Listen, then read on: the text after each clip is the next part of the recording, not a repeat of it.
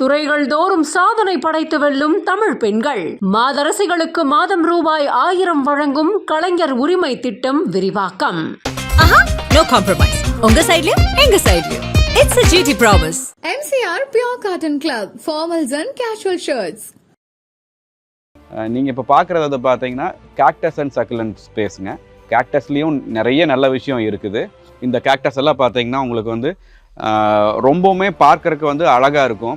இதில் பூக்கள் வரும்போது இன்னும் ரொம்ப சூப்பராக இருக்கும். பொதுவாக பார்த்தீங்கன்னா கேக்டஸ் எங்கே வளரும்னா பாலைவன பகுதியான இருக்கிற மாதிரி இடங்களில் தான் வளர்த்துவாங்க. நீங்கள் ஆஃபீஸ் டேபிளில் இதிலெல்லாம் பார்த்தீங்கன்னா உங்களுக்கு வந்து நீங்கள் செடியை கொண்டு போய் வச்சுருந்து நீங்கள் டெய்லி தண்ணி ஊற்றிட்டு இருக்க முடியாது. ஏன்னா அந்த இடத்துல வந்து டேபிள் உங்களுக்கு டேமேஜ் ஆகிட்டு இருக்கும், அந்த மாதிரி இருக்கும். ஸோ அப்படி இருக்கும்போது அந்த இடத்துக்கெல்லாம் வந்து உங்களுக்கு கேக்டஸ் பிளான்ட்ஸ் வந்து ரொம்ப சூப்பரான பிளான்ட்டாக இருக்கும். இதெல்லாம் பார்த்தீங்கன்னா ஜிம்னோகலாசியம்ஸும்பாங்க. இதெல்லாம் பூ முடிஞ்சு அதிலிருந்து விதைய வர ஆரம்பிக்குது. ஸோ இந்த கேக்டஸ் எல்லாம் பார்த்தீங்கன்னா ஃபிஷ் ஹூக் கேக்டஸும்பாங்க. இதோட முள் வந்து பார்த்தீங்கன்னா மீன் தூண்டில் மாதிரி இருக்கும். 4 உயர கேக்டஸும் இருக்குது, உங்களுக்கு ரொம்ப சின்னதாக வர்ற கேக்டஸும் இருக்குது. ஸோ நீங்கள் இடத்துக்கு தகுந்த மாதிரி நம்ம இதை நிறைய வளர்த்த முடியும். ஆலோவேரா வெரைட்டிஸ் இதெல்லாம் நம்ம சோத்து கத்தாழைன்னு சொல்லுவோம் இல்லைங்க, அந்த வெரைட்டி கூட சேர்ந்தது தான் இதெல்லாம். ஸோ இதெல்லாமே மருத்துவ குணம் இருக்கிற வகை தானுங்க. ஆரம்பத்தில் கொஞ்சம் பிளான்ட் கலெக்ட் பண்ண போகும்போது அதில் நிறைய வெரைட்டிஸ் இருக்குங்கிறது எனக்கு தெரியாது. பட் அதோட பூவை பார்க்கும்போது அதோட அழகு பார்க்குறப்ப தான் கண்டிப்பாக அழகு இருக்கிற இடத்துல ஆபத்து இருக்குன்னு சொல்லுவாங்க. அது மாதிரி பூ இருக்கிற இடத்துல முள் இருக்கும். பட் நம்ம அந்த பூவை பார்க்கணுமே தவிர முள்ளை பார்க்கக்கூடாது அப்படின்னு முடிவு பண்ணாங்க.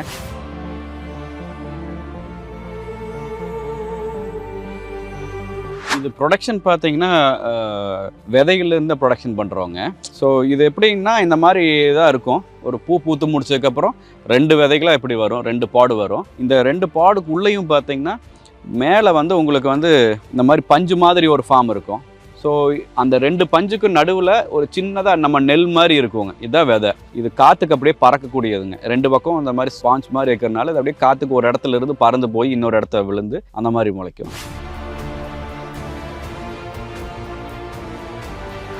வேர்ல்டுலேயே வந்து ஹையஸ்ட் நம்பர் ஆஃப் போன்சாய்ஸ்ன்னு சொல்லி கின்னஸ் வேர்ல்டு ரெக்கார்டு வந்து 2 பக்கம் பண்ணியிருக்காங்க. இது 2மே இந்தியாவில் தான் இருக்குது. ஸோ அந்த 2 ஃபார்ம்லேயுமே நான் போய் ஒர்க் பண்ணி கொடுத்துருக்கேன். பொதுவாக வந்து விவசாயம் அப்படின்னா வந்து பார்த்திங்கன்னா ஒரு பயிரை போட்டு அறுவடை செஞ்சு எடுத்து மார்க்கெட் கொண்டு போகிறது மட்டும்தான் விவசாயம் இல்லைங்க. இந்த மாதிரி செடி கொடிகளை வளர்த்தி அதன் மூலமாக நம்ம வந்து ஒரு லாபத்தை ஈட்டுறதும் ஒரு விவசாய முறை தான்.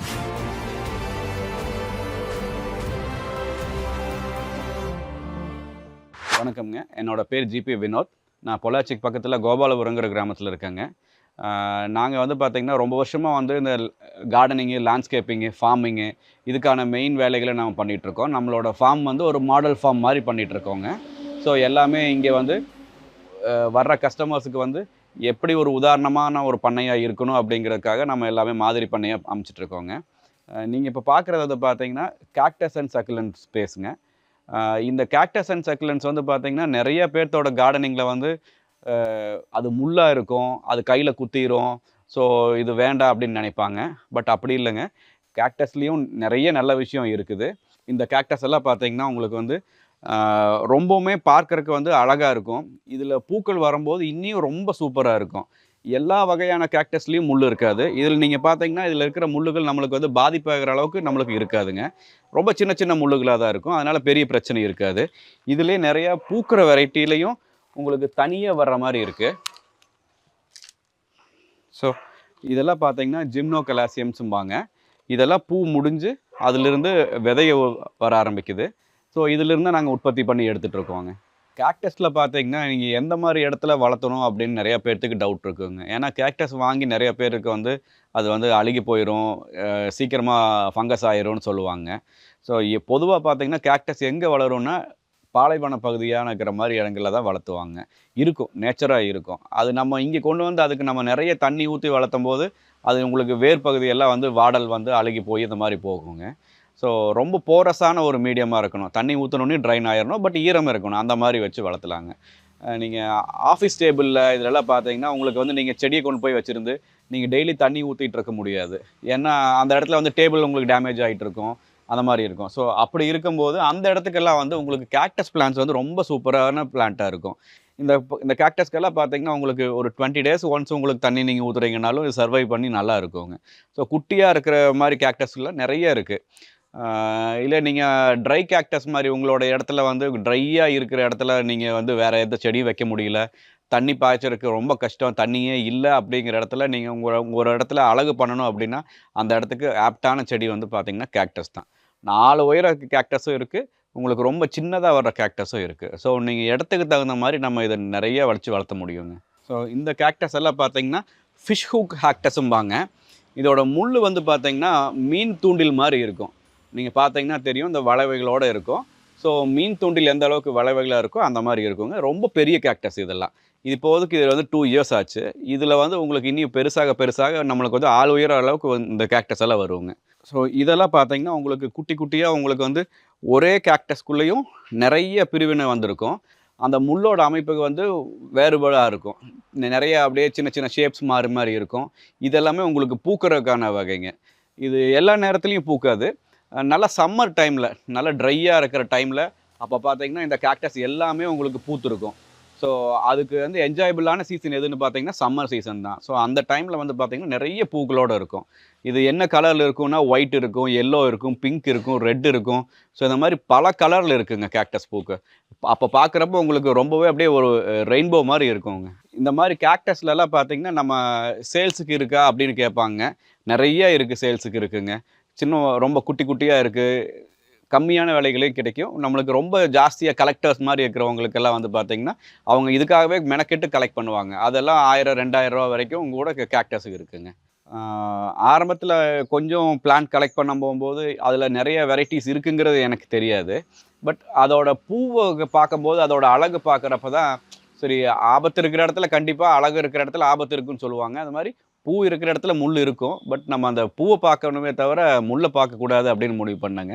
அதுக்காக கலெக்ட் பண்ணாதான் இவ்வளோ வெரைட்டிஸுங்க. ஆலோவேரா வெரைட்டிஸ் இதெல்லாம் நம்ம சோத்துக்கத்தாழைன்னு சொல்லுவோம்லங்க, அந்த வெரைட்டி கூட சேர்ந்தது தான் இதெல்லாம். ஸோ இதெல்லாமே மருத்துவ குணம் இருக்கிற வகை தானுங்க.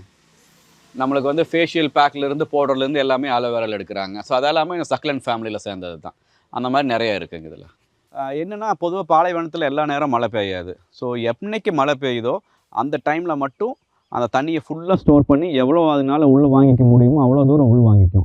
அதுக்கப்புறம் பார்த்திங்கன்னா சம்மர் டைமில் அதுக்கப்புறம் கொஞ்சம் கொஞ்சமாக அந்த தண்ணியை வந்து அதை வந்து நியூட்ரிஷனாக கன்வெர்ட் பண்ணி அது ஃப்ளாரிங் ஆகி அதை அப்படியே யூஸ் பண்ணிக்குவோங்க. நம்ம பாலைவனத்தில் நம்ம ஒட்டகம் பார்க்குறோம், சேம் அதே மாதிரி தாங்க. கிடைக்கிறப்ப தண்ணியை வந்து நிறைய உள்வாங்கி வச்சுட்டு முள்ளமாக பயன்படுத்திக்கும். அந்த கேக்டஸ் வகைகளும் இதுகளுக்கும் வேறு இருக்கிற டிஃப்ரென்ஸ் என்ன அப்படின்னிங்கன்னா அதில் முள் நிறையா இருக்கும், இதில் முள் இருக்காதுங்க. பார்த்திங்கன்னா தெரியும், இதில் வந்து முள் இருக்காது.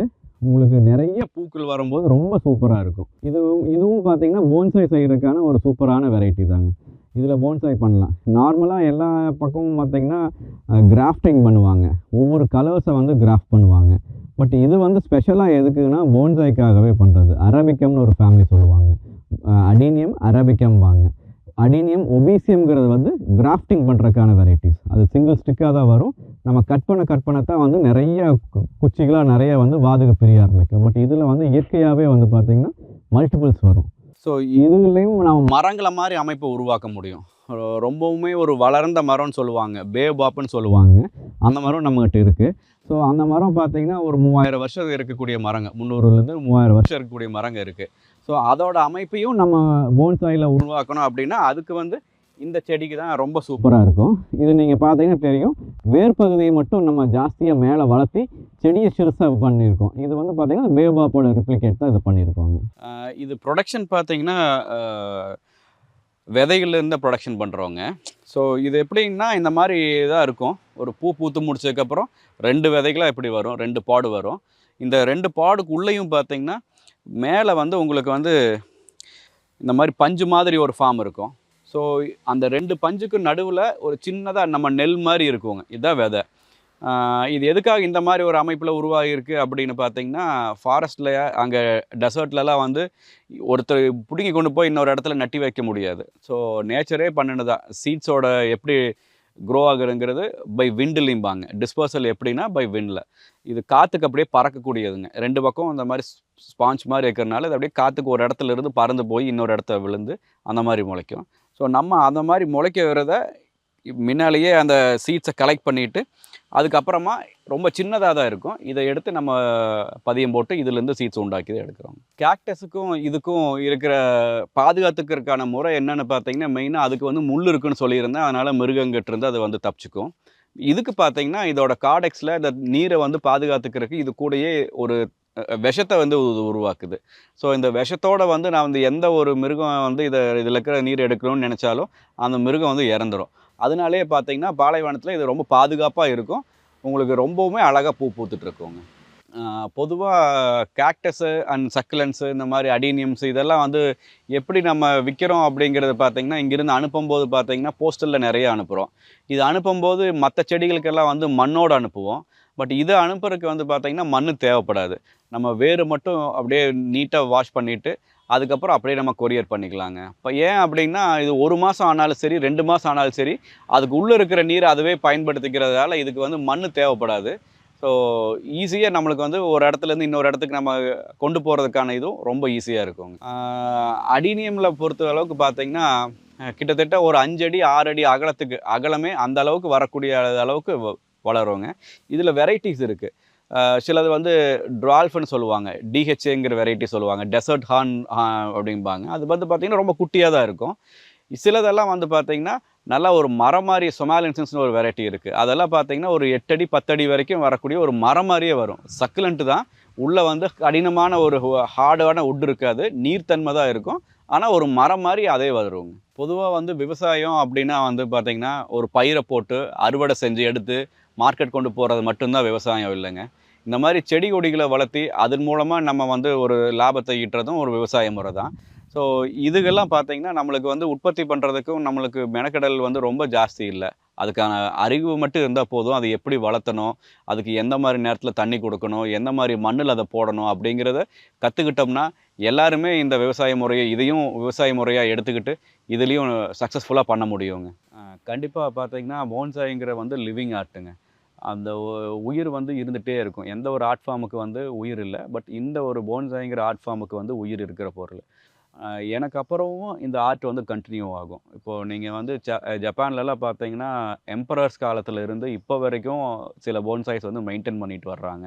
ஸோ அடுத்தடுத்த தலைமுறைக்கு வந்து இதை நம்ம சொல்லி கொடுத்து இதை எப்படி நம்ம உருவாக்கணும், அதுக்கான பக்குவப்படுறது எப்படி, செடி எப்படி, தண்ணி எப்படி பாய்ச்சணும், கவாத்து எந்த நேரத்தில் செய்யணும், ப்ரூனிங் சொல்லுவாங்க, அந்த மாதிரி வேர் எப்போ நம்ம வெட்டணும், மண் எப்போ மாற்றணும் அப்படிங்கிறது எல்லாமே நம்ம வந்து கற்றுக்கிட்டு அடுத்தடுத்த தலைமுறைக்கு கொண்டு போக முடியுங்க. கண்டிப்பாக பொறுமையில் வந்து ரொம்பவுமே முக்கியங்க.